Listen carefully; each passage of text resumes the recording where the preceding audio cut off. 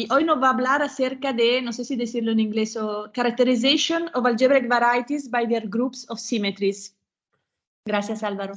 Muchas gracias. Las transparencias están en inglés porque soy flojo, pero me imagino que su coloquio... ¿todos son hispanoparlantes o no? Si no, lo hacemos en inglés. Hola, a mí me da lo mismo.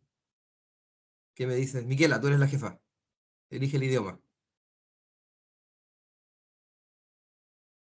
Estás muteada. Sigues muteada. No te escucho, Miquela. No se escucha. Eso. Ahora sí. Como quieres, Álvaro. Usualmente Ya. se dice en español, pero... Entonces en español. Listo. Gracias. Entonces, caracterización de variedades algebraicas por su grupo de simetría es una charla bien coloquio. Entonces tiene la mayor parte, por lo menos espero que la mitad del tiempo sea para que cualquier persona la pueda seguir. Entonces la pregunta que motiva es bien natural y es, ¿estará un objeto geométrico, cualquiera sea el objeto geométrico, únicamente determinado por su grupo de simetrías? Lo que sea su grupo de simetrías. Entonces, bien, una pregunta totalmente genérica, que déjenme ver primero, en el caso más simple, o sea, cuando hablamos de geometría, lo primero que cualquier mortal pensaría es en un triángulo, ¿no? O en un cuadrado. Entonces, la pregunta es, ¿cuál será el grupo de simetrías de un triángulo y un cuadrado? Entonces, si todos pasaron por algún curso de álgebra, tuvieron que ver grupos, y cuando vieron grupos, el primer ejemplo real de un grupo son estos, ¿no? Son los grupos de simetría de los polígonos. Quizás ver un grupo cíclico primero actuando en alguna cosa, digamos, quizás en una esfera que gira, o algo así, pero el primer ejemplo ha sido un objeto realmente geométrico, son los grupos diedrales, ¿sí? Y es bien conocido que el grupo de simetrías de un triángulo es el grupo diedral. Preparando esta charla descubrí que en realidad no es tan clara la notación. Para mí el grupo de simetrías de un triángulo se llamaba el diedral 3. Yo estudié con Rubén Hidalgo, en la Santa María, de hecho. Y él le llamaba de 3. Después descubrí que hay gente que le llama de 6. ¿Sí? Y investigando, en realidad los dos nombres son usados. Creo que el más popular es el llamar al grupo de simetrías de un triángulo de 6. Entonces, de 6 es un grupo de 6 elementos, por eso el 6. Y cuando los que lo llaman de 3 es porque es el grupo de simetrías de un triángulo. ¿Sí? Entonces, el grupo de simetrías de un triángulo es el de 6. Ahí está una presentación para ese grupo. No es necesaria, o sea, no la voy a ocupar para nada. Pero lo importante es que el grupo de simetrías abajo de un cuadrado ya no es el de 6, es el de 8. Y este grupo de simetrías está generado de dos formas. O sea, en estos grupos de simetría hay dos elementos. Está este R3 y R4 que corresponde a girar así.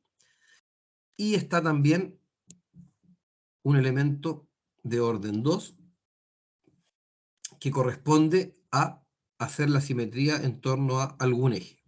Entonces esa simetría acá creo que tiene que pasar por un vértice para que sea correcta. Bien, y ahí tenemos nuestro grupo. Lo importante es, el grupo de simetrías de un triángulo tiene 6 elementos, por eso se llama de 6. Y el grupo de simetrías de un cuadrado tiene 8 elementos, por eso se llama de 8. En general, el grupo de simetrías de un polígono de n lados, entonces este es un polígono de n lados, que usualmente se dibuja de esa forma. Bueno, el grupo de simetrías es el grupo diedral 2n, o si usaban la notación que aprendí yo con Rubén Hidalgo, se llamaba grupo diedral n. Tiene 2n elementos, igual que antes está generado por un R y un S, donde R es una rotación, ¿sí? Bueno, antes vamos a denotar así, ¿sí? Que envía el vértice 2 al 1, el vértice 3 al 2, etc. Y un S que es una simetría que corresponde a dar vuelta nuestro polígono en torno a un eje. Y este grupo, el grupo dihedral 2n, que es el grupo de simetrías de un polígono regular de n lados, tiene 2n elementos. ¿Qué concluimos de esto? Concluimos que los polítopos regulares están únicamente determinados por su grupo de simetrías, ¿no? ¿Por qué? Porque si yo les dibujo un polítopo aquí y se los escondo, no funciona tan bien online, funciona más presencial ahí. ¿Sí? Se los escondo, ustedes vieron mientras lo dibujé. Y les digo, ¿qué polígono escondí? Y ustedes no saben cuál es porque no vieron mientras lo dibujaba, pero me pueden preguntar lo que sea de su grupo de simetrías. Se me van a preguntar cuántas simetrías tiene y yo les voy a decir 8. Y decir, es un cuadrado. Y efectivamente yo lo desescondo, lo destapo y ven que hay un cuadrado. Bien, entonces déjenme pasar o quizás antes de pasar, déjenme en esta transparencia mostrarle, hay que tener cuidado, si es que yo hubiera pedido grupos de simetría de un polígono en el plano, ¿sí? Fijo en el plano, no tendría este elemento de acá de orden 2, ¿no? Porque se dan cuenta, hacer ese flip del triángulo o del cuadrado requiere salirse del plano. Entonces el grupo de simetrías en realidad serían distintos, sería de orden 3 para el triángulo y de orden 4 para el cuadrado porque no tendría el flip. Igual seguirían siendo únicamente determinados, pero simplemente quiero dejar en su mente que el grupo de simetrías puede depender de lo que yo elija llamar simetrías. Entonces, si son simetrías en el plano o simetrías en el espacio, el resultado puede cambiar. El resultado final, los polítopos sí están caracterizados, los polígonos sí están caracterizados por su grupo de simetría, pero el número de simetrías y el grupo en cuestión que aparece puede ser distinto. La siguiente generalización que cualquier mortal haría después de haber hecho los polígonos es los polítopos. Entonces pensemos ahora en polítopos regulares. Y bien, los polítopos regulares no son tantos como los polígonos, ¿no? Los polígonos regulares son infinitos, hay uno por cada n desde 3 en adelante. En cambio, los polítopos regulares hay solo 5. Y ahí están los 5 en la transparencia. Debería haberle puesto los nombres porque se me olvidan. Son lo más fácil. Ustedes me imagino que ven el lapicito, ¿no? Que apunta. Así que tienen aquí la pirámide, que es el tetraedro. Acá tienen el cubo. No estoy seguro. ¿Ven mi cursor? En Zoom yo lo veo, pero ahora es verdad que este es un programa distinto. No sé si ven un Sí, lapicito que... ¿Sí? sí, lo vemos. Perfecto. Ya, gracias. Entonces, claro, Chiquitito, pero se ve como un mosquito. Mira, yo lo tengo bastante grande. Tengo un lápiz grande aquí que esperaría para que se vea. Pero bien, quizás puedo ir rayando. Bueno, ahí tienen el tetraedro o pirámide. Aquí está el cubo. Aquí está el octaedro y aquí se me confunden siempre. Este es el icosaedro. Y este es el dodecaedro. Entonces, bien, ahí hay una foto publicitaria nomás, es sacada de un libro de Kepler, en el libro en el que Kepler hace su teorema del movimiento de los planetas en el sistema solar. Tiene por alguna razón unos dibujitos de los sólidos platónicos y están aquí. Y bueno, lo pongo por una motivación. Se dan cuenta que los sólidos platónicos están aquí dibujados de cierta forma especial. Hay algunos metidos dentro de otros. Tenemos el octaedro dentro del tetraedro y el icosaedro dentro del dodecaedro, y tenemos una pirámide dentro de una pirámide. Esto no es casual, supongo que lo han visto alguna vez en su vida. ¿Qué pasa? Si tomamos un polítopo regular, cualquiera, por ejemplo, el cubo, y marcamos el punto medio de cada una de sus caras, entonces ahí atrás está. Esos 6 puntitos son exactamente el punto medio de cada una de las caras del cubo, ¿sí? Y después tomamos envolvente convexa. Si tomamos la envolvente convexa ya está dibujada ahí, ¿no? Resultó ser el octaedro. Entonces, esto no es casualidad. Haciendo este procedimiento con cualquier polítopo regular, en cualquier dimensión, obtenemos nuevamente otro polítopo que nuevamente es regular. En los polígonos no es interesante porque si el dual del polígono de n lados es nuevamente un polígono de n lados. ¿sí? Porque un polígono de n lados también tiene n caras de dimensión máxima. Entonces va a volver a salir exactamente lo mismo. Aquí es distinto, porque aquí tenemos un cubo que tiene 8 vértices, pero tiene 6 caras de dimensión más grande. Entonces el polítopo dual va a tener 6 vértices, que es efectivamente como ocurre con el octaedro. Pero ¿qué pasa? Entonces déjenme borrar estos puntitos ahora. Se llama polítopo dual por una muy buena razón. Y aquí voy a correr el riesgo más grande que voy a correr durante esta charla. Entonces, lo he hecho varias veces y siempre me resulta. Espero que hoy día me resulte también. Entonces, quiero hacer lo mismo ahora con el octaedro que está adentro. Entonces, tomamos el punto medio de una cara del octaedro que está adentro, tomamos el punto medio de otra cara del octaedro que está adentro y las caras que están atrás, puntos medios son más o menos ese y ese. Y hacemos lo mismo abajo, el punto medio de esta cara está por acá, el punto medio de esta cara está por acá, el punto medio de esa cara que está atrás es más o menos por acá, y el punto medio de esta cara que está atrás está por acá. Bien, y ahora queremos tomar nuevamente envolvente convexa de estos puntos. Si yo tomo envolvente convexa de estos puntos, obviamente si tengo esos puntos tienen que estar los segmentos que los unen, y una vez que están los segmentos tienen que estar... Bueno, quedó un poco deforme, pero ven más o menos aparecer un cubo, ¿no? ¿Por qué? Porque efectivamente el dual debería ser el polítopo original, y efectivamente en este ejemplo funciona. Veamos qué tiene que ver esto para las simetrías. Si yo tengo una simetría del cubo que está afuera, una simetría del cubo va a ser una forma de mover el cubo y que vuelva a caer sobre sí mismo, algo así. Evidentemente va a mover los puntos medios de las caras. ¿Sí? Entonces, al mover los puntos medios de las caras, va a mover el octaedro que está dentro. No se ve mucho ese color. Va a mover el octaedro que está dentro. Y al mover el octaedro que está dentro va a inducir una simetría del octaedro. Entonces cualquier simetría del cubo induce una simetría del octaedro. Y de la misma forma, cualquier simetría del octaedro induce una simetría del cubo que está dentro. Y evidentemente esto es inyectivo porque si fijamos todas las caras, o sea, si fijamos todos los vértices, fijamos todos los puntos medios de las caras y fijamos el polítopo completo.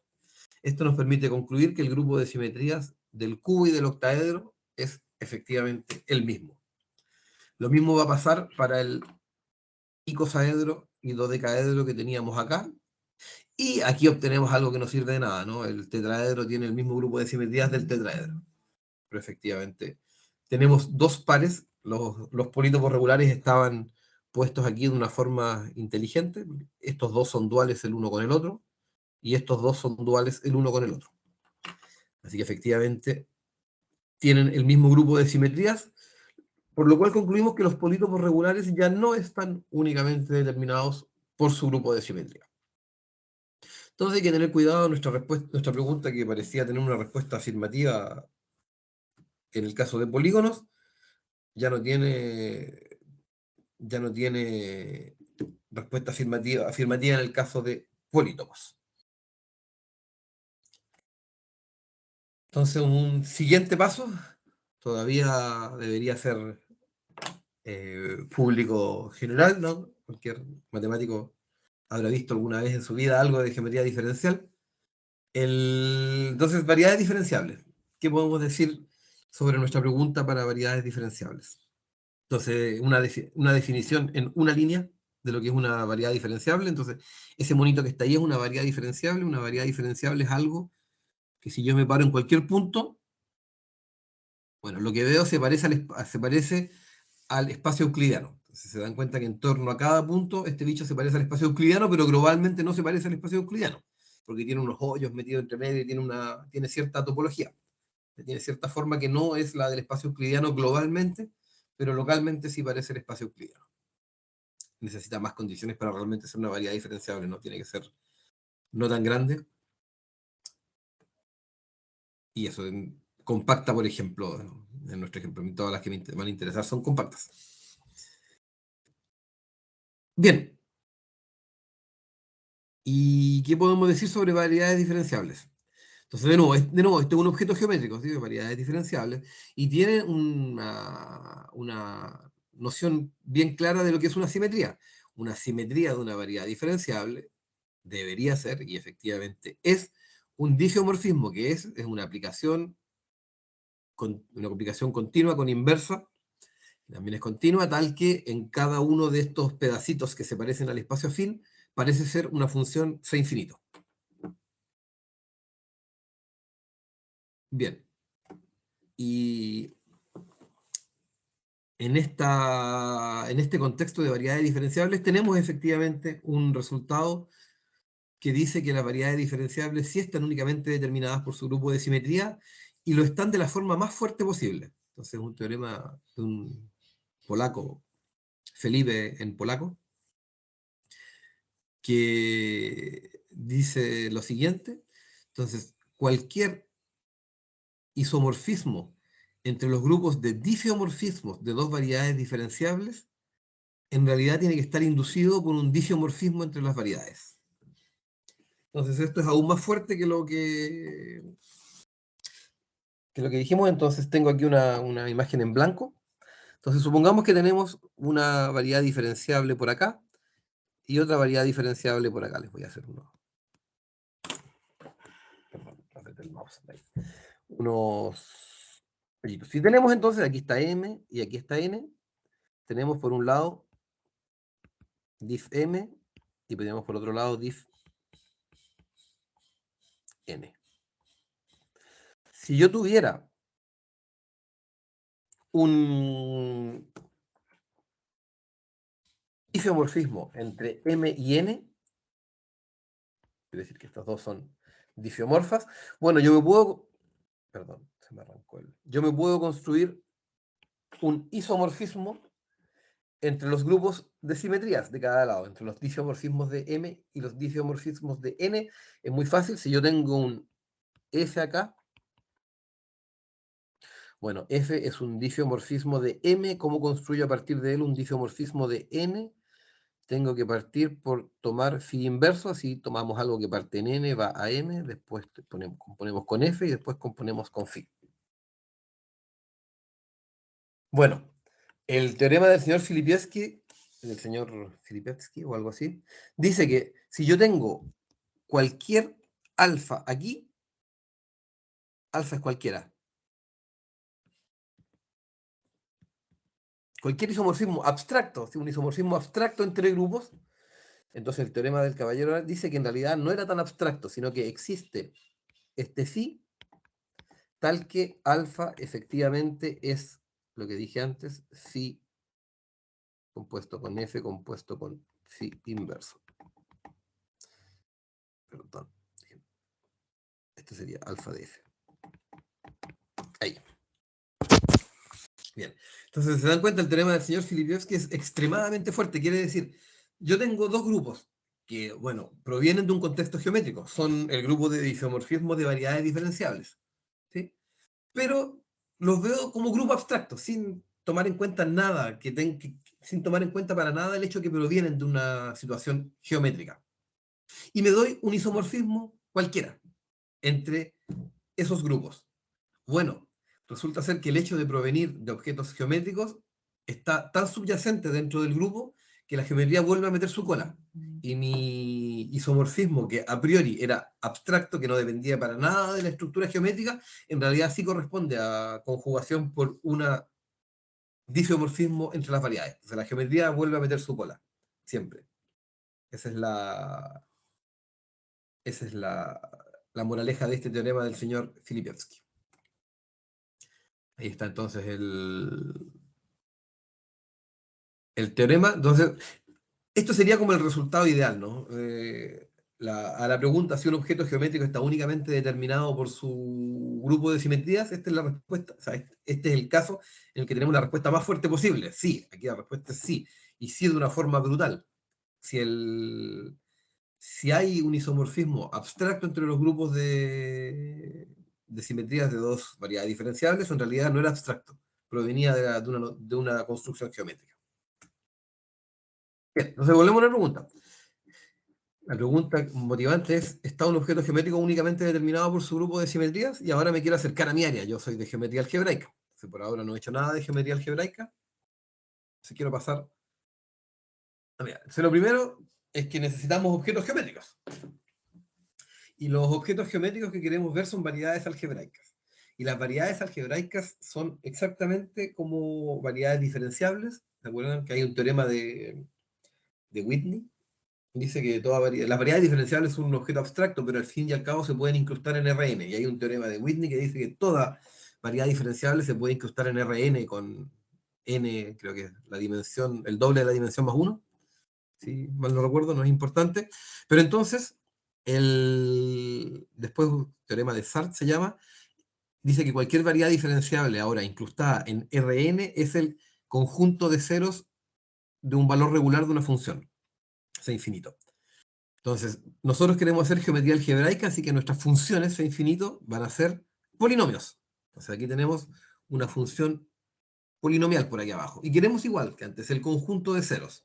Y ser valor regular quiere decir que el dibujo que obtengo es una variedad lisa como variedad diferenciable. Pero no nos va a interesar eso. Nosotros en geometría algebraica igual nos preocupamos de variedades singulares. Entonces no necesitamos que sea un valor regular, aceptamos cualquier conjunto que sea conjunto de ceros de polinomios a conjunto de ceros de una función polinomial. Entonces, si mi función polinomial fuera esta, el conjunto de ceros en R2 es ese. Y creo que el mono está bien. Pensé la ecuación para que estuviera bien el mono. Entonces bueno, no sé, me perdí. Pero cuando lo pensé estaba bien. Sin embargo, para hacer geometría algebraica lo que queremos es usar álgebra, y para usar álgebra nos gustaría que el cuerpo no fuera R, ¿no? Nos gustaría que el cuerpo fuera algebraicamente cerrado. Entonces nuestra primera generalización es que en realidad nos pasamos a el cuerpo de números complejos. Entonces mi curva algebraica en realidad ya no se ve como una curva, sino que diferenciablemente se ve como una superficie. ¿Por qué? Porque el cuerpo en el que estoy trabajando en sí se ve como una superficie. Entonces, la primera generalización es que tenemos que usar objetos sobre el cuerpo de números complejos, por lo cual todo tiene dimensión el doble. Eso no es tan grave, ¿no? Las curvas tienen dimensión como variedad diferenciable 2, nuestras superficies tienen dimensión 4 como variedad diferenciable, etc. La otra gran generalización es que queremos objetos compactos. Entonces, para usar objetos compactos, en realidad no nos basta con tomar C2, sino que tenemos que tomar algo que se llama el espacio proyectivo, y ahora el conjunto de ceros de esta misma ecuación, pero en el espacio proyectivo, dos dimensional, es ese monito que está ahí, es como un picarón. Este es el ejemplo más típico de variedades algebraicas, es una curva elíptica, que aparece en un montón de áreas distintas de las matemáticas. Entonces, mi definición de variedad algebraica va a ser esta, así como para variedades diferenciables la expliqué con un mono. Explico aquí lo que es una variedad algebraica nuevamente con un mono, conjunto de ceros de polinomios, pero en general necesitamos tomar polinomios en C para poder usar toda la potencia del álgebra usando un cuerpo algebraicamente cerrado. Y si quisiéramos objetos compactos, tenemos que tomarlos no en Cn, sino que en el espacio proyectivo de dimensión n, que es una forma precisa de compactificar Cn. Es la que nos acomoda a nosotros. Con esto tengo definidos los objetos, me faltan definir las simetrías. Y para simetrías, obviamente una simetría es un morfismo entre objetos, tal que admite inversa y es inversa también es morfismo. Entonces lo que tenemos que definir realmente son los morfismos entre variedades algebraicas. Y en geometría algebraica tenemos dos opciones para quienes pueden ser los morfismos. Entonces tenemos los morfismos regulares, y para mi ejemplo me voy a restringir a C2, C1, C2, hasta C3 creo que tengo ejemplos, por la sencilla razón de que mis resultados van a ser sobre variedades afines. Entonces no necesito pasar el espacio proyectivo para los resultados míos, para algunos ejemplos que voy a dar. Sí, pero en general no lo necesito, por lo cual mis definiciones las voy a dar en variedades afines. Variedades afines son aquellas que están en Cn, así como las variedades diferenciables incrustadas en Rn, pero nosotros no tenemos nuestro teorema de Whitney, así que no toda la variedad algebraica se puede incrustar en Cn, ni tampoco en Pn, por si acaso. Entonces, los morfismos regulares son lo primero que uno esperaría, ¿no? Si tenemos objetos que están definidos por ecuaciones polinomiales, querríamos que los morfismos que usemos son exactamente los funciones que están dadas por polinomios. Y efectivamente los morfismos regulares son esos. Son morfismos entre variedades afines, como dije, voy a usar C2 como ejemplo, que están dados por ecuaciones polinomiales. Entonces aquí tenemos una ecuación polinomial más o menos cualquiera. Y efectivamente es polinomial. Pero resulta ser que ser morfismo regular es súper restrictivo. Hay muy pocos de ellos. Entonces, en muchos casos en geometría algebraica necesitamos relajar un poco las condiciones y aceptar algo un poco menos restrictivo. Entonces, para eso definimos morfismos racionales. Y los morfismos racionales son lo mismo que antes, morfismos regulares, pero que no están definidos en todas partes, están solamente definidos en algún abierto. Y algún abierto en la topología de Zariski, que es la que nosotros usamos. Y aquí hay un pequeño error, justamente para diferenciar los morfismos regulares de los morfismos racionales, esa flecha debió haber sido una flecha punteada. ¿Sí? Denotamos con flecha punteada los morfismos racionales, pero no los voy a usar mucho, así que no importa que me haya equivocado en esa definición. Y aquí tenemos un ejemplo. Entonces, este morfismo está dado por cociente de polinomios, por lo cual no está definido en todas partes, en particular si y vale 0 o x vale 0, hay una división por 0. Sin embargo, en el abierto, donde y y x son ambos distintos de 0, tenemos una honesta función dada por cociente entre polinomios. Entonces, esos son los morfismos racionales. Entonces, cuando estamos en geometría algebraica tenemos dos posibilidades para simetría. Dado que tenemos dos posibilidades para morfismo, van a estar los automorfismos regulares. ¿Sí? Los automorfismos regulares son exactamente morfismos regulares que admiten una inversa, que resulta ser también un morfismo regular. Entonces aquí tenemos un ejemplo de C2 a C2. Un morfismo regular sería aquel que envía x, y en x, y más p de x. Entonces, efectivamente, este es un morfismo regular porque admite inversa. De hecho, la inversa la puedo escribir, la voy a escribir aquí. La inversa es simplemente la misma, pero con signo menos en el polinomio. Es fácil convencerse que si componen estas dos funciones, la que está acá y la que está allá, les da la identidad. Y evidentemente ambas son polinomiales. Quizá un poco contraintuitivo, uno esperaría que en su intuición de una variable, un polinomio, la inversa de un polinomio jamás es un polinomio, ¿sí? En una variable. Sin embargo, en varias variables puede ocurrir, aquí lo pueden ver, toman el polinomio p como x a la 8 menos 47, y ahí tienen una función honestamente polinomial que admite una inversa honestamente polinomial. Y bien, igual que antes, como definimos una categoría más amplia de morfismos, los morfismos birracionales, o sea, racionales, tenemos otra posibilidad para los automorfismos, son los automorfismos birracionales esta vez. A propósito, los automorfismos se denotan como está marcado acá por aut x, y los morfismos birracionales los vamos a denotar por bir x. Y en bir x es lo mismo que antes, es un automorfismo birracional, es un morfismo racional que admite inversa, y esta inversa es también un morfismo racional. Y aquí tenemos un ejemplo. La función que envía x, y en 1 dividido por y, 1 dividido por x, está dada por cociente de polinomios, está definida en casi todas partes, hay solo un cerrado en el cual no está definido, que es el conjunto de puntos donde y es 0 o x es 0.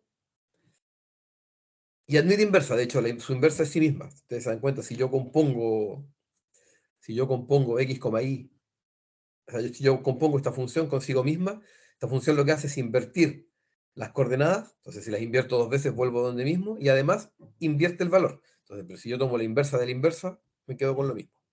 Entonces, efectivamente, componer de nuevo ella consigo misma envía xy en xy. Y evidentemente, si un automorfismo birracional necesita estar definido solo en un abierto, en particular el abierto puede ser todo.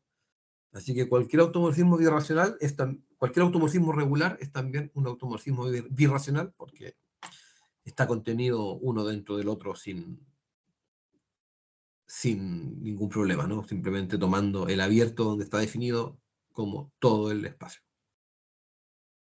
Bien. Ahora, cierto cuidado, estos grupos, los grupos de automorfismos regulares y birracionales, pueden ser unas monstruosidades. Pueden ser unos grupos monstruosamente grandes y complicados de entender. Entonces, por ejemplo, el grupo de automorfismos birracionales del espacio proyectivo que definí antes, Pn, es lo mismo que el grupo de automorfismos birracionales de Cn, porque C es un abierto dentro de Pn, y recuerden que para el birracional basta estar definido en un abierto, así que si yo tomo un abierto no cambia nada. Y esto se puede interpretar también como álgebra, si son más de álgebra. Esto corresponde, en términos algebraicos, el grupo de automorfismos de cuerpos de una extensión trascendente de n variables. El cuerpo base que tomé C podría ser otro cuerpo. Entonces se toman las funciones racionales en n variables, ¿sí? Y el grupo de automorfismos, o sea, los automorfismos de ese cuerpo sobre el cuerpo de base C. Este se llama el grupo de Cremona y es una monstruosidad, digamos, hacen conferencias completas para estudiar un épsilon de ese grupo, digamos, un grupo profundamente incomprendido. De hecho, en general, en geometría las cosas suelen estar, en geometría algebraica, las cosas suelen estar resueltas en dimensión 2, ¿no? Pocas cosas faltan por resolver en dimensión 2 y una de ellas es la estructura del grupo de automorfismos birracionales de P2. No es conocido para nada. Ahora, si queremos automorfismos regulares, cuando tomamos variedades compactas, los grupos de automorfismos no pueden ser muy grandes, ¿ya? Entonces, para tener monstruosidades necesitamos tomar variedades no compactas, en particular afines. No en particular afín sirve. Cn es el mejor ejemplo. El grupo de automorfismos regulares de Cn también tiene una interpretación en términos puramente algebraicos.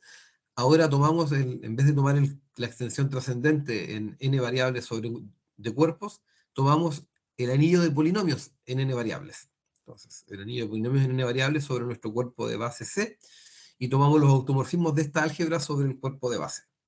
Ese es lo mismo que el grupo de automorfismos de Cn, y este grupo también es una monstruosidad, también es completamente desconocido.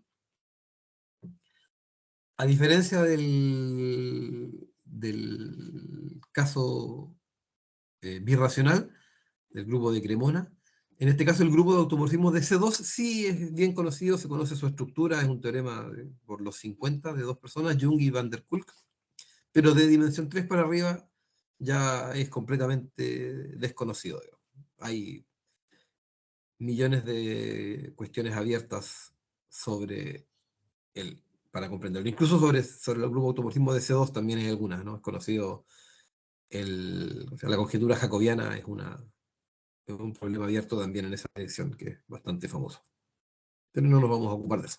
Entonces, bien, estos grupos pueden ser catastróficamente grandes, entonces puede ser no tan fácil manejarlos, y no es tan fácil manejarlos. Entonces, vamos ahora a ver más o menos qué se conoce en la literatura antes de llegar al problema que nos va a interesar, o que me interesó a mí directamente.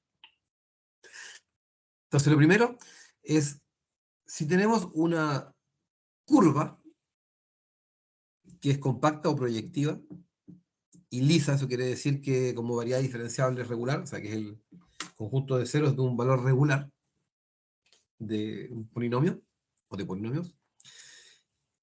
El género de una curva, bueno, ¿se acuerdan mi dibujito de antes? Una curva, cuando la veo compacta, resultó siendo algo compacto, y en mi caso anterior tenía un hoyo. Podría tener más de un hoyo. La cantidad de esos hoyos que tiene se llama el género. Ojo. Se me había olvidado que estaban en inglés las transparencias. El género o genus. Entonces, en este caso, esta tiene, o sea, si el género es la cantidad de esos hoyos, si es que le quito los puntos suspensivos, esta tiene 3 hoyos, así que sería género 3. Bien. Cuando tenemos género 0, hay solo una, el espacio proyectivo. Cuando tenemos género 2, son las curvas elípticas que mostré antes, son súper complicadas, tienen un montón de geometría y aritmética dentro de ellas. A partir de género 2, en particular, cuando el género es 1 o 2, el grupo de automorfismos es infinito. porque en P1, el grupo de automorfismos de P1 es fácil, ¿no? Son las transformaciones de medios.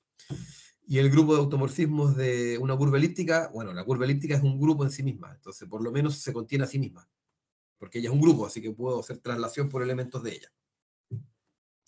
Ahora, si el género es 2 o más, la cosa cambia. El grupo de automorfismos regulares o birracionales, porque en este caso es lo mismo, va a estar acotado, y va a estar acotado por un número bien preciso que depende solamente del género. Entonces, bueno, si supongamos que el género es 2, una curva algebraica de género 2 va a tener un grupo de automorfismos de orden a lo más 84. Bueno, ¿cuántos grupos hay de orden a lo más 84? Un chingo, hay un montón, pero hay una cantidad finita, ¿sí? ¿Cuántas curvas de género 2 hay? Hay infinitas. Eso es fácil convencerse que hay infinitas curvas de todos los géneros de 2 en adelante. Entonces, tengo infinitas curvas y tengo una cantidad finita de grupos que las podrían clasificar.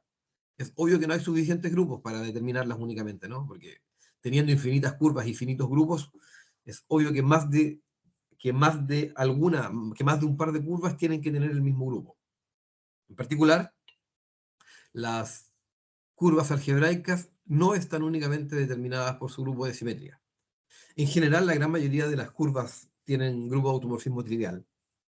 No lo explicitamos de este teorema, pero el teorema de Hurwitz es ultra mega conocido, por eso lo ocupo. En general, el teorema de Hurwitz tiene una generalización a dimensión general. Entonces, déjenme mostrarle este teorema. Fijamos esta vez un entero positivo n.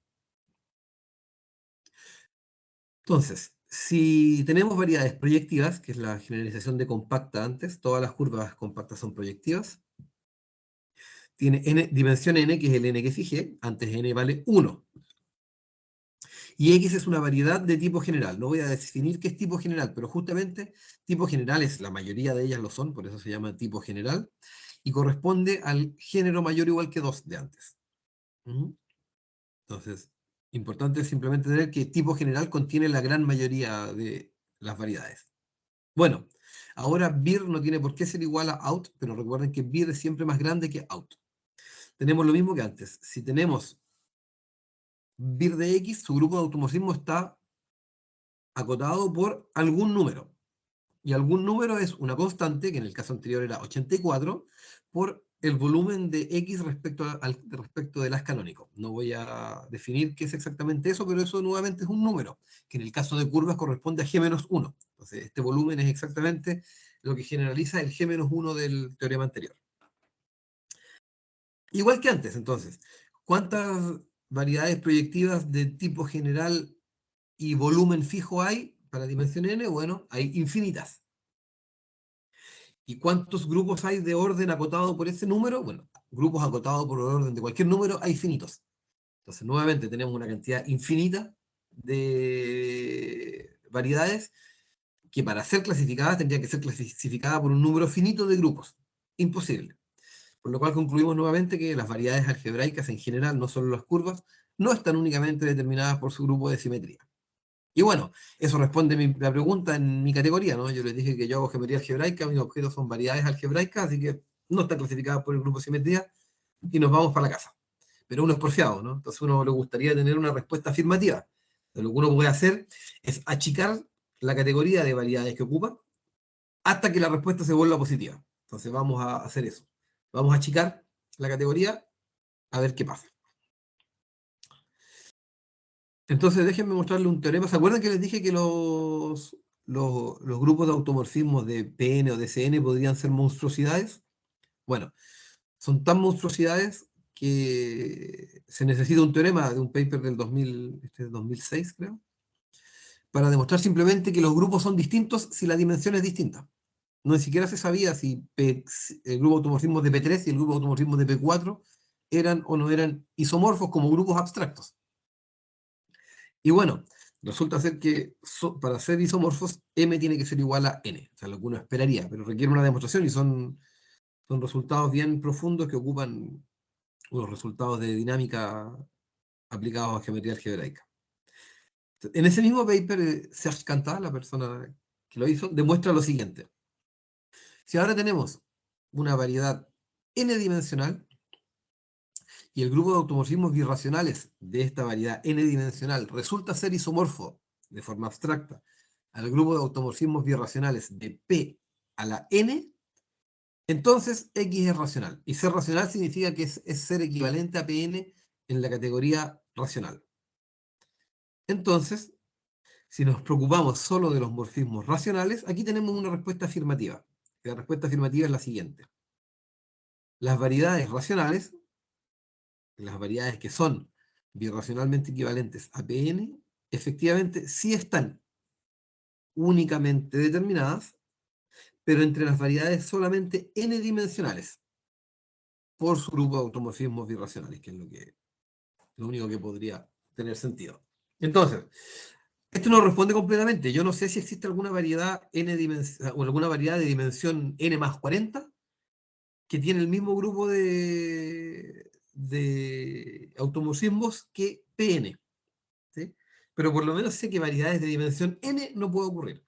Si tienes grupo de automorfismos birracionales igual a Pn y tienes dimensión n, eres equivalente a Pn en la categoría birracional. Entonces esto es una afirmación positiva. Y esto nos da el indicio que quizás, ahora a mí me gustan los automorfismos regulares, entonces a mí me gustaría tener una respuesta positiva en alguna categoría donde no tengo que usar birracional, tengo que usar automorfismos regulares. Entonces, pero este teorema nos da el indicio que quizás variedades racionales es una buena opción. Y necesitamos que los grupos de automorfismos sean grandes para que haya algo que los diferencie, ¿no? Entonces, un buen candidato para esto son las variedades tóricas, que además a mí me gustan mucho. Entonces, defino en una línea una variedad tórica. Una variedad tórica no es nada más que una variedad algebraica. Por condiciones técnicas hay que medir normal. No voy a explicar ni qué es, o sea, no sé si puedo explicar qué es. Normal significa que el álgebra de funciones en cada punto es integralmente cerrada. Y entonces una variedad tórica es una variedad, por razones técnicas le pedimos normal, pero que además posee una acción de un grupo más o menos grande. ¿Sí? Y queremos que esta acción actúe con una órbita densa. ¿Ya? Entonces, el grupo más o menos grande en cuestión es C estrella a la n. Ese grupo es llamado el toro algebraico. Entonces, déjenme dar aquí un ejemplo. El mismo C2 que hemos estado viendo ya varias veces es una variedad tórica de la siguiente forma. Para que sea una variedad tórica necesito una acción de C estrella a la n, donde la acción tiene que ser fiel. Por ahí dice fiel, aquí está. Aquí dice fiel. Entonces, obviamente la dimensión del toro que actúa no puede ser mayor que la variedad. Y necesita tener una órbita abierta densa. Así que la dimensión del toro que actúa no puede ser menor que la variedad tampoco. Así que el toro que actúa está obligado a tener la misma dimensión de la variedad. Entonces, si queremos una estructura variatórica en C2, tenemos que actuar con un toro de dimensión 2, C estrella al cuadrado. Y bueno, hay una acción bien trivial del toro en C2, que es nada más que multiplicar componente a componente. ¿Sí? Entonces, dejemos este espacio. Entonces, en esta acción, si yo me paro en el punto 1, 1, este punto por acá, bueno, multiplicando en el punto 1, 1 con números de C estrella, puedo obtener cualquier punto en esto. ¿Sí? Lo que no puedo hacer es volver cero, ninguna coordenada. Pero ahí tenemos una órbita que es abierta y evidentemente densa. ¿Sí? Y nos quedan algunas otras órbitas perdidas. ¿Sí? Por ejemplo, la órbita cuando la coordenada X vale 0, pero la coordenada Y no vale 0, es una órbita. Cuando la coordenada Y vale 0, pero la coordenada X no vale 0, es otra órbita. Y finalmente hay una última órbita que corresponde a cuando todo el mundo vale 0. Cuando coordenada X y Y vale 0, por más que multiplique por elementos de C estrella, no voy a cambiar absolutamente nada. Entonces es una estructura de variedad tórica en C2. Y El otro ejemplo de variedad tórica, esta vez sin normalidad, las variedades tóricas no normales van a aparecer en algún momento, por eso les quiero dar un ejemplo. Si yo omito la condición de normalidad de mi variedad tórica, este ejemplo que está aquí es una variedad tórica, donde efectivamente tenemos que hay una acción, de nuevo, x cuadrado menos y cubo vive dentro de C2, pero es una curva, tiene dimensión 1, por lo cual el toro que tiene que actuar es C estrella, tiene que tener dimensión 1. Y efectivamente, de esta forma, el toro actúa en la ecuación. Es bastante fácil convencerse, ¿no? Si reemplazamos x por t cubo x, me queda la ecuación eso al cuadrado, y ahora hay que reemplazarlo por t cuadrado y, esto me queda al cubo igual a 0, y se dan cuenta que sale t6 x al cuadrado menos t6 y al cubo igual a 0, y como t es un elemento de C estrella, bueno, no es 0, por lo cual lo podemos cancelar T6 y queda la misma ecuación de antes. Eso demuestra que la curva X es invariante por esta acción. Bien, entonces esos son dos ejemplos de variedad tórica. La primera normal, como es la definición oficial, y la segunda no normal, porque simplemente voy a ocupar algunas no normales en un enunciado que viene más adelante. Entonces, bien, lo primero, Devassieur dio una descripción del grupo de automorfismo de variedades tóricas completas o compactas. Completa significa compacta, en la forma habitual que decimos en geometría algebraica, compacta, cuando el cuerpo de base no es C, no es tan claro hablar de topología, por eso tenemos palabras distintas, pero equivale a ser compacta. Esta descripción del grupo de automorfismos dada por Devassieur y que después fue retomada por Cox de otra forma, dice que para la mayoría de las variedades tóricas completas, el grupo de automorfismo de X no es nada más que T. Evidentemente, T, el toro algebraico, tiene que estar en el grupo de automorfismo de X, porque el toro actúa fielmente en X. Pero para la gran mayoría de las variedades tóricas, eso es todo lo que hay. Esto de la gran mayoría se puede precisar cuál es. Es bien preciso el resultado de Cox y de Devassieur. Pero no me interesa aquí. Lo que me interesa es que como para la gran mayoría de ellas el grupo de automorfismo es solamente el toro, bueno, las variedades tóricas no están únicamente determinadas por su grupo de automorfismos, en general. ¿Por qué? Porque si son compactas, para la gran mayoría, el grupo de automorfismo es solamente T, así que el grupo de automorfismos no las diferencia. Sin embargo, como somos porfiados, nosotros queríamos llegar a una respuesta afirmativa, y esta es la respuesta afirmativa que logramos obtener. De hecho, no, al comienzo estaba en la primera transparencia, pero se me olvidó decirlo. Aprovecho de decirlo aquí, los coautores de este trabajo son Andy Regueta y Christian Urech. Ambos estaban en doctorado en Basel, mientras yo estuve de postdoc ahí mismo. Y ahora están, no sé, Christian Urech está en EPFL en Lausanne y Andy Regueta en Alemania, en Jena. Entonces el resultado es el siguiente. Si S y S' son superficies afines, ambas normales a priori, y S además es tórica, bueno, si tenemos que el grupo de automorfismos de S y de S' son isomorfos de cualquier forma, de un isomorfo tan abstracto como quiera ser, bueno, resulta ser que S y S' tenían que ser isomorfas. En particular, S' también es tórica. Entonces, esta es una respuesta afirmativa a nuestra pregunta. Las variedades, las superficies tóricas afines sí están únicamente determinadas entre las variedades, entre las superficies normales, por su grupo de simetría. Entonces, el grupo de simetría de las superficies tóricas es suficiente para caracterizarlas a ellas dentro de todas las superficies normales. De nuevo, nunca sabemos porque todo depende del resultado de Cantà que mostré antes. O sea, lo ocupamos fuertemente en nuestro trabajo. Entonces, no podemos saber si aumentando la dimensión podemos encontrar otra superficie que tenga el mismo grupo de automorfismos que la S que ya tenía. Y bueno, y tenemos la hipótesis de normalidad aquí siempre, ¿sí? Solo normalidad, solo la caracteriza dentro de las normales porque tenemos que usar herramientas tóricas que requieren normalidad en nuestro trabajo.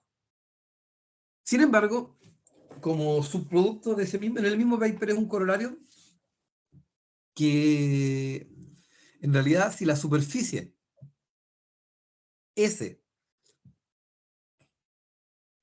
o sea, perdón, en este teorema, si S es el espacio afín, es C2, en realidad no necesitamos normal. La hipótesis normal no es necesaria. Entonces, aquí está escrito eso. Dice, si tenemos una superficie afín cualquiera, sin agregar hipótesis de normalidad, y sabemos que el grupo de automorfismo de esta superficie es isomorfo al grupo de automorfismo de C2, entonces S era C2. Nada que hacer. En el teorema anterior no necesitábamos la normalidad en el caso específico en que, en que la superficie tórica era C2. Lo cual evidentemente dice la pregunta, bueno, ¿hasta qué punto se necesita la normalidad? Y en un paper que recién nos llegó la aceptación con mi alumno, mi ex alumno de doctorado, ya defendió, mi ex alumno de doctorado Roberto Díaz, hay un error, le puse A en vez de C. Probamos lo siguiente, si tenemos una superficie tórica distinta de los casos que son producto, de los casos de superficies tóricas que son productos son C cuadrado, C cruz C estrella o C estrella al cuadrado. Bueno, si tenemos cualquier superficie tórica que no es una de esas, siempre vamos a poder encontrar otra superficie tórica pero no normal, o sea, igual que tórica pero sin la condición de normalidad, que resulta tener el mismo grupo de automorfismos que S. Entonces, las superficies tóricas en general no están únicamente determinadas por su grupo de automorfismos dentro de todas las superficies. O sea, en nuestro teorema anterior, normalidad era estructuralmente necesario. Los otros tres casos, como les dije, el caso C2 lo mostramos nosotros en nuestro teorema y los otros dos casos son triviales. C estrella al cuadrado no tiene ninguna versión no normal. O sea, cualquier otra superficie tórica cuya normalización sea C estrella al cuadrado es el mismo C estrella al cuadrado. Y para esta de acá el grupo de automorfismo es fácil de calcular, así que no es realmente controlable. Así que no es muy difícil estudiar esos dos casos generados. Y para el caso general uno puede exhibir el ejemplo de una superficie tórica no normal que tiene el mismo grupo de automorfismos que la superficie original en cuestión. Bien, entonces esos son los resultados que les quería mostrar. Les pensaba dar una idea de prueba, pero déjenme mostrarles solo algunos puntos porque me alargué demasiado en la parte introductoria. Entonces, bien. La noción principal para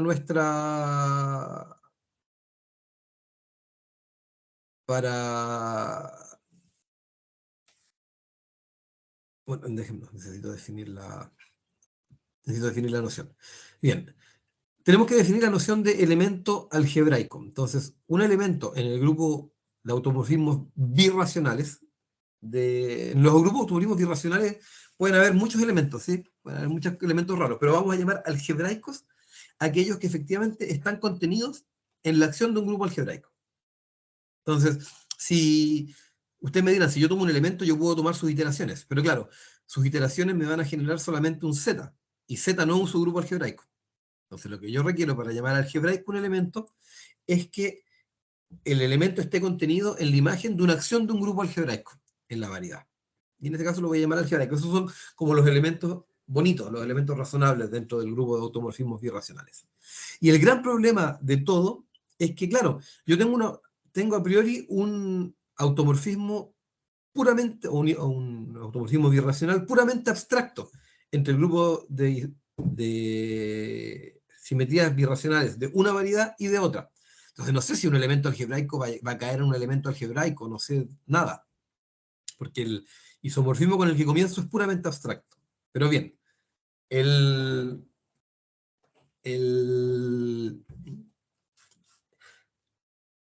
la idea principal de todas nuestras demostraciones es la siguiente. Si tenemos, déjenme dar primero una definición, esto es una noción puramente de grupo. Entonces, esta noción puramente de grupo es la siguiente. Si tenemos, sea G un grupo, y un elemento en este grupo se llama divisible, la operación del grupo es producto. ¿Sí? Entonces, la operación, o sea, este grupo se llama divisible por n. Bueno, si yo puedo dividir por n, eso quiere decir, existe un elemento tal que yo, al multiplicarlo por sí mismo n veces, encuentro el f. ¿Sí? Entonces, un elemento es divisible por n si existe otro elemento g, tal que al componer g con sí mismo n veces, obtengo mi f. Y un elemento en sí es llamado divisible a secas, sin divisible por n, si es divisible para cualquier n. Entonces, en particular, por ejemplo, en los números complejos son divisibles, ¿no? Porque con los números C estrella, por ejemplo, C estrella es divisible porque cualquier elemento yo siempre puedo tomar raíz enésima de él, y existe alguna raíz enésima, y él a la n me va a dar el elemento en cuestión con el que comencé. Y el resultado principal para nosotros es el siguiente. Si tenemos es una superficie, y esto ocupa los resultados de Cantada, como dije, que eran esenciales para nosotros. Si S es una superficie y tenemos un elemento en los automorfismos birracionales de S, las dos condiciones siguientes son equivalentes. Entonces, la primera, bueno, existe un múltiplo de F que es divisible, y la segunda es que sea algebraico. Entonces, dense cuenta, la primera condición es una condición puramente de grupo. ¿Sí? No interviene para nada la geometría en ninguna parte. ¿Sí? El vir S es un grupo, ser divisible es un grupo, es una condición puramente de grupo, y que un múltiplo de él sea divisible, efectivamente también es una condición puramente de grupo. Y eso resulta ser equivalente a que F sea algebraico. Entonces, si es la primera línea de control, ¿sí? La primera forma de controlar la geometría de los elementos del grupo de automorfismos birracionales es este lema. Y efectivamente, usando ese lema, después todo el resto es técnicas de cocina. O sea, esencialmente, usar este lema para ir encajonando. Tenemos un toro que actúa en la superficie que sabemos que es tórica. Bueno, veamos a dónde va a caer, y resulta ser que podemos cocinar, dado que sabemos que sus elementos, la imagen de ellos son algebraicos, podemos cocinar que tienen que conformar un toro nuevamente. Y así vamos construyendo los isomorfismos necesarios para demostrar el resultado. Bien, justo en el tiempo, así que con esto me detengo. Muchas gracias.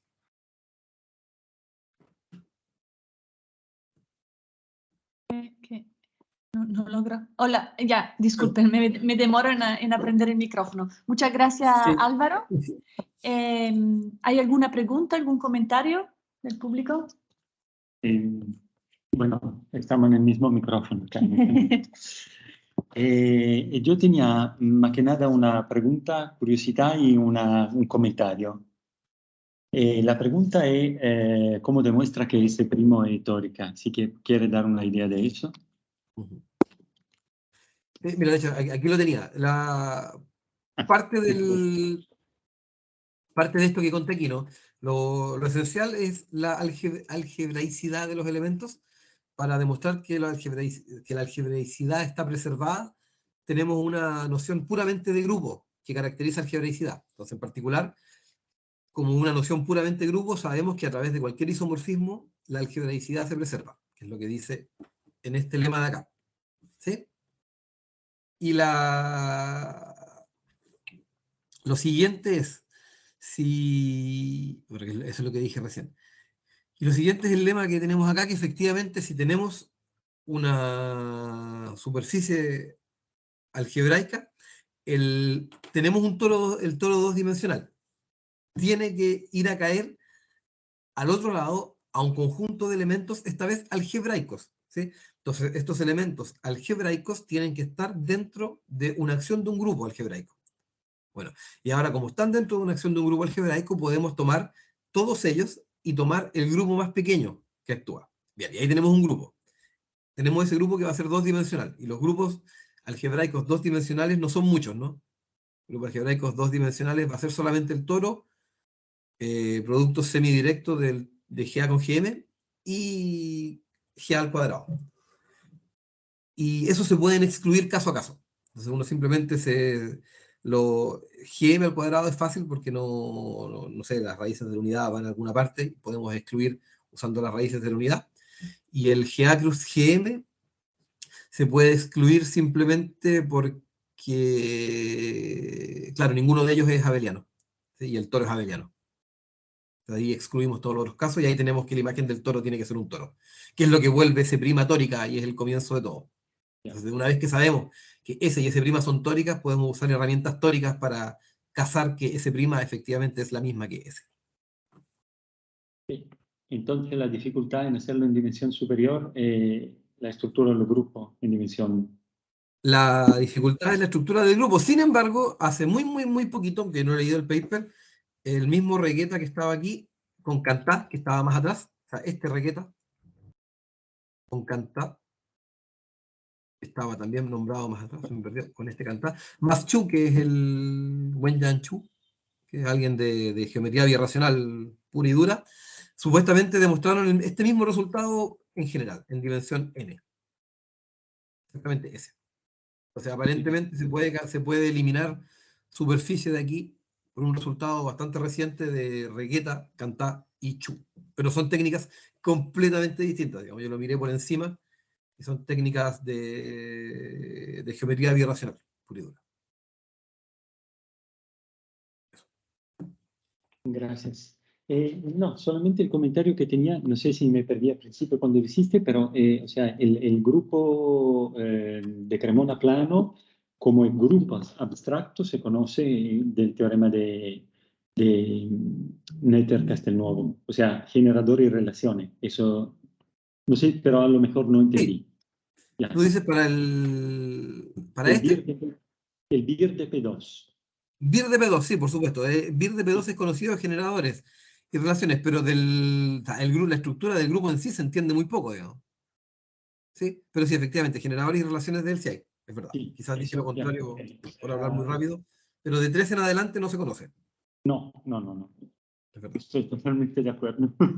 Ok. Ya, gracias. ¿Hay más preguntas? No, bueno. Entonces, si no, muchas gracias, Álvaro. Gracias. Gracias a ustedes por escucharme Ya. y nos vemos en algún mundo, algún día en el mundo real. ¿Van al Somache por casualidad? Sí. Sí, allá, yo también creo que voy a pasar un día por allá, así que ahí nos vemos. Ay, hola. Okay. Hola, ahora aquí estamos. Sí, están en la misma imagen. Eso, Bien. Chao, digamos chao. que, chao, que estén bien. Chao, gracias. Nos vemos, gracias.